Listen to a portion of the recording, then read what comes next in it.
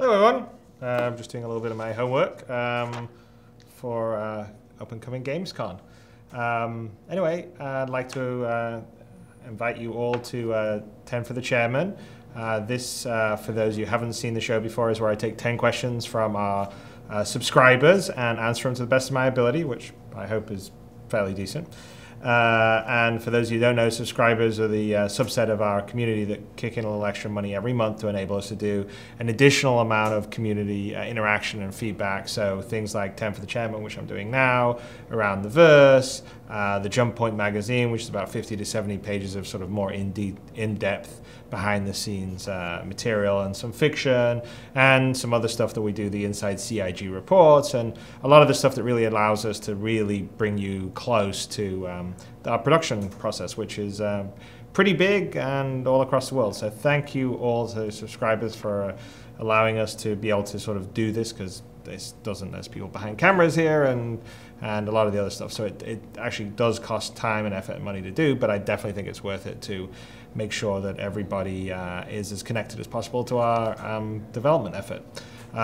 So there you go. All right, so getting to the questions. The first question comes from Muddy Grimes, who asked, my crew and I want to know if it will be possible to capture a Vandal individual to use for our initiation process, which is having the initiates fight this captured Vandal to the death in melee combat. I don't know, that sounds like kind of one of that crazy DayZ stuff that I saw where people would like get people on a bus and put them into the equivalent of Thunderdome. Don't really think right now we're supporting capturing a Vandal to put in a sort of fighting pit for initiation.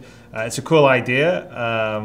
Yeah, I'm just trying to think of any of the game systems that sort of allow it, but right now we don't really have the concept of sort of capturing people and keeping them for a long time. We have the concept of capturing people, like if you're a bounty hunter and you want to, someone's got a price on the head, you got to bring them back, but at some point they just sort of become an item that you're taking versus a sort of living, breathing NPC. So right now, the way the system works, I don't think it would be able to do that, but it is a cool idea. So you never know what happens down the road.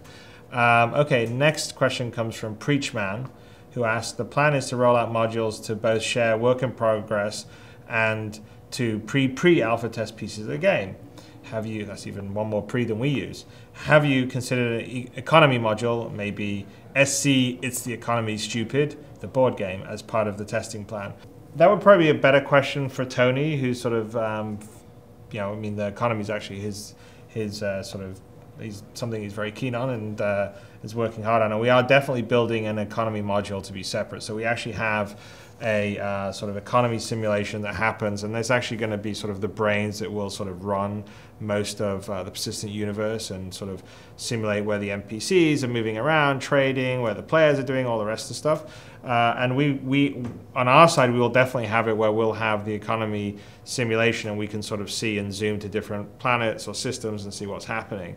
And long term, once the game's up and fully running the persistent universe and everyone's playing in it, we'll probably have some control room that will sit there and they'll have monitors of the different states of the systems, and we'll be able to sort of see what's happening in the universe, what the NPCs are doing, what the players are doing, and then occasionally sort of tweak things if we need to tweak things.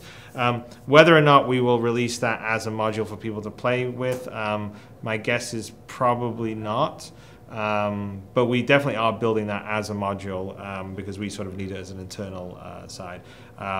So I don't know, but maybe I'd have to talk to Tony. But I don't see a really good way to sort of release that to individual backers, because it's really sort of a more server-side thing, and so it sort of plugs into a lot of our sort of back-end server subsystems, and it's not something you can just sort of release as a client-side module.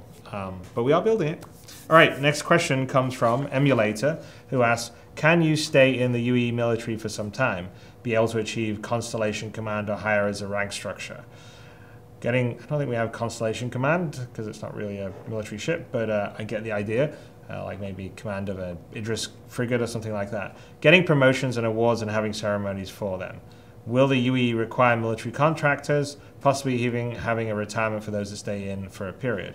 So the way the structure of Squadron 42 to Star Citizen works is that you play the game, at the end of it you have to muster out into sort of the civilian population. We are planning on having stories that like, you know, sort of another, like, think of it like a mission pack in the old Wing Commander days, where we'll have a story that we will, you know, make and build and make available to backers for sort of, you know, whatever you want to call it, DLC or something, that would have the sophistication of a Squadron 42 sort of storyline that will come back online, you know, down the road occasionally, and people can participate in that if they so desire, and some of those will be military based, like you re-enlisting back in the military for a campaign.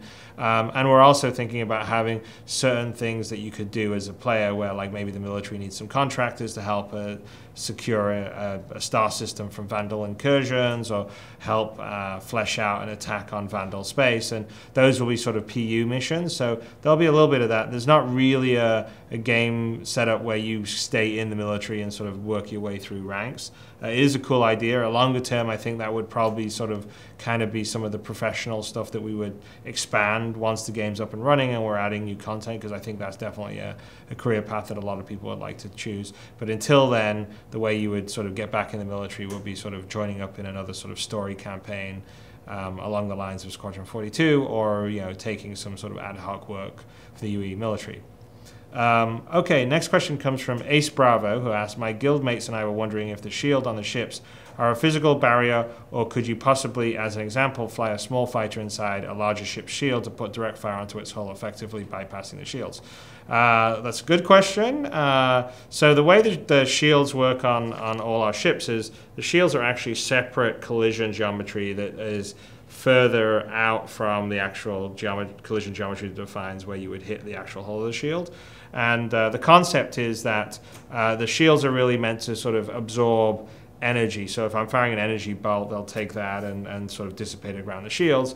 And ballistic weapons actually penetrate through shields, but they do have some of their energy sapped away, so therefore if you've got really strong shields, you can reduce the kinetic energy of hit of a shield. But they're not really built to sort of prevent, you know, save you from hitting an asteroid or you know, a head-to-head collision with another ship, because the idea is that sort of shields will only sort of stop things at a certain kind of kinetic velocity or energy or whatever.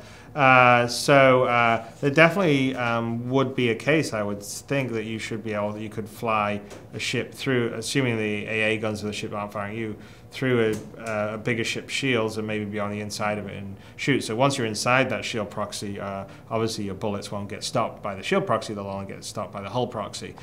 So yes, it is possible to do, as long as the shields have enough room between them and the hull, to do what is suggested by Ace Bravo. Next question comes from Jeremiah Irons, who asks, I was curious as to how Star Citizen will tackle digital families of NPCs, as well as children in general. It seems that in most games, children NPCs are simply absent, but going down to a planet and only seeing men and women about their daily lives could take away from immersion. That is a good question. We don't really have sort of a child character pipeline at the moment, so we may very well be guilty of what most other MMOs are. I would say if there were some children, it would only be sort of background NPC stuff, kind of specific just to add some variety to an environment. But you know, we're really only planning on players being able to pick whether they want to be a male or female, and it's an adult male or an adult female, and then sort of customize and dress up your character. So, you know, NPC wise would be the only way you'd see a little bit of children, and that really sort of comes down to sort of variety. So it certainly won't be something that we would be doing at the very beginning, because you know, we've got our hands cut out for us just doing the various characters and costume combinations and all the rest of the stuff. But it is a good point. So thanks, Jeremiah. Next question comes from Dag, who asks, will players be able to rent out their ships to other players? And if so, how would that work? Use ship lot? Not sure about renting out ships. I mean, we discussed it, so that's definitely something that we're going to investigate. You definitely will be able to hire other players to fly your own ships. And so I would think that, you know, there probably would be a case where you could rent out ships, and you know, we're thinking about some other options, like being able to finance a new ship you want to buy inside the universe, just like you can in the real world. But I would think if you were renting out ships, basically the way it would work would be not so much a used ship lot, although that would be the way. If I'm a player and I just have lost my ship and I don't have the money to buy a new one, I could go to a sort of NPC lot and say, hey, I want to rent this, and then they say, well, you've got to give us so many credits per a month, and you could do a deal like that. But for a player, I would think that it would be brokered sort of on our kind of like what we call, sort of the mission board, because that's where you put out requests for people to fly missions for you or to do things for you, and you can also offer services. So that's what you do. It'd be kind of like the Craigslist of space, which is okay. Have Hornet good condition. Willing to rent for so many credits per game turn kind of thing. But we haven't implemented obviously that yet into the Persistent Universe. But that would be kind of how I would think it would work. So there you go. No Bin asks, currently the player's interaction with the world is through a large use icon appearing for vague activation zones and non-detailed input panels. What is the plan for fidelity by which the player interacts and manipulates the world? Will the player be able to press individual buttons on a dashboard or door lock numeric keypad with a more refined and precise method? So yeah, I mean the current implementation is sort of the generic CryEngine sort of use implementation. We've definitely talked about the need to have a more sophisticated, higher fidelity, because we are planning on having you, like, if you want to turn on your engines or turn them off or turn on your HUD, you have to like hit the switches to turn the stuff on your dashboard, and so you sort of need a little better idea than just sort of a use when you're generally in the area. So we're sort of thinking about things where like maybe the object gets slightly brighter or has a shine on it, or the default would have sort of an outline around it, so you know which one it's sort of telling you can use and go from there. But that's still in sort of development in terms of like how that would work or what we do, but that's definitely part of our plans to be able to do that, because we want you to sort of interact with the world and use and turn things on and not have it sort of be as imprecise as it currently is. Okay, next question comes from Bear, who asks, we've been told Star Citizen will go for the Hollywood version of space simulation where sounds travel through the void. Have you considered having a switch in the game options where external sounds can be turned off? Yeah, I mean I've talked about this a few times. It definitely isn't that difficult to sort of have the version when you're outside and the listener and the sound system's outside, you don't really hear any sounds.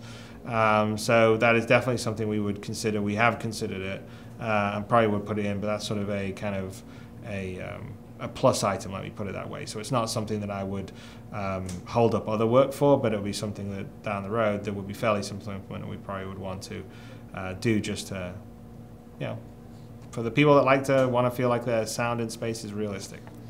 Okay, next question comes from Circus, who asks, as spying and hacking will be part of the game, I would like to know if, for example, a spy with a blown cover or a citizen who made a huge mistake will be able to get a new identity. I could imagine that this means she needs to visit an identity renewal institution, new face, hair, etc. So yes, absolutely, we're going to allow it. There's actually a whole kind of setup where you can go and get plastic surgery and change your appearance. It's actually the device that we use at the beginning of Squadron 42 to be sort of in fiction, but allow the player to determine what they look like. So the concept is that you're involved in an opening battle, and you kind of heroically save the day, but you're really badly scarred and injured, and so you wake up in hospital and you sort of have to give input on how you want to have your face reconstructed, and so we're definitely going to allow that. We'll definitely have parts where you'll be able to, it'll be expensive, but there'll be places you could do that, and there'll definitely be some places you could do that sort of off the grid, so to speak, so you can do it and not be tracked. So if you wanted to change your identity and do all the rest and sort of the outlaw planets, you could do that, and it will definitely not be a cheap thing to do. But I think it'd be very cool. Okay, last question comes from Algared, who asks, how do you envision implementing the beta testing? Will beta testing be implemented by module while alpha is testing other modules, or will beta be a final test of the whole package prior to release? Yeah, so I mean, I know there's, I read this on the forums where everyone argues about what pre-alpha or alpha or a beta test is. So to just give you sort of my concept, the reason why we call Arena Commander pre-alpha is because my definition of alpha, which is sort of a more standard one, is alpha is not content complete, but generally functionality complete that you start testing, and then beta is content and functionality complete, but you're trying to fix bugs. So you're still honing and tweaking and adding stuff in alpha, but you've got pretty much all your features in, but you don't have all your content in. But in beta, you have content and the features in, but you're just making sure it's sort of debugged. And therefore, like with Arena Commander, I mean, we're not even on Arena Commander v1.0.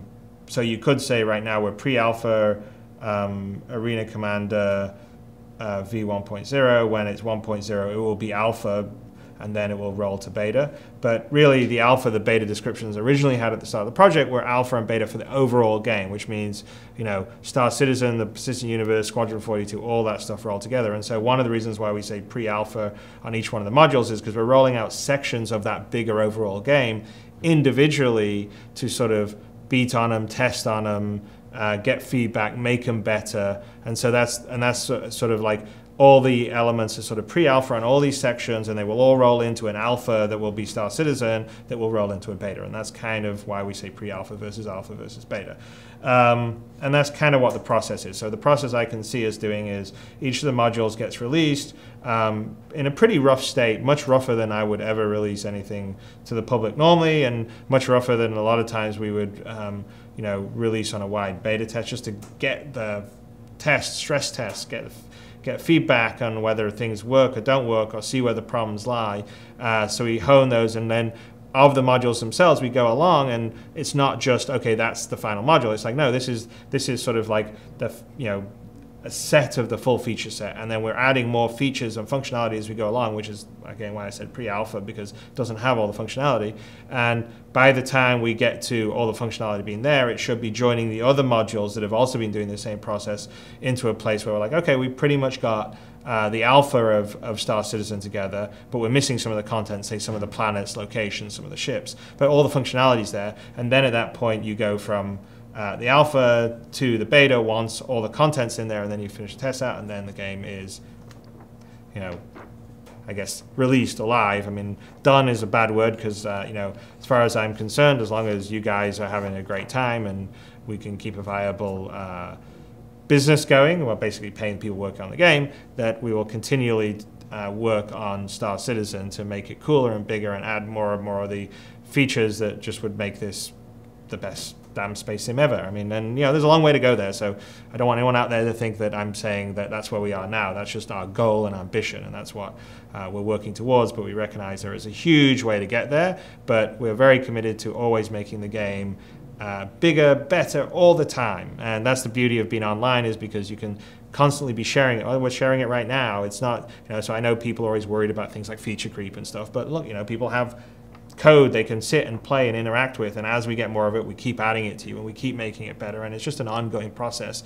And you know, I'm kind of, you know, I hope we'll be around long enough, but you know, it'll be really interesting in 10 years time to see what the universe looks and feels like and what's happened in it compared to, you know, what we all talked about now, because I definitely think it's gonna you know, just get cooler and bigger and better, and also take some maybe unexpected turns. I mean, you can certainly just even see the process as we go along. You see what the Hornet looked like in the original sort of prototype in 2012. Then we did an upgrade when it first went into the hangars, and now there's another upgrade that went in when we went into dogfighting. You can sort of see the constant iteration and improvement we're doing, and you guys are along for the ride, which is pretty damn cool. And that's kind of one of the things that I think is pretty exciting about the process we're taking. I mean, it does take people to understand that this is early, it's going to get better, and you're sort of seeing the sausage get made, but it's going to be damn good sausage at the end.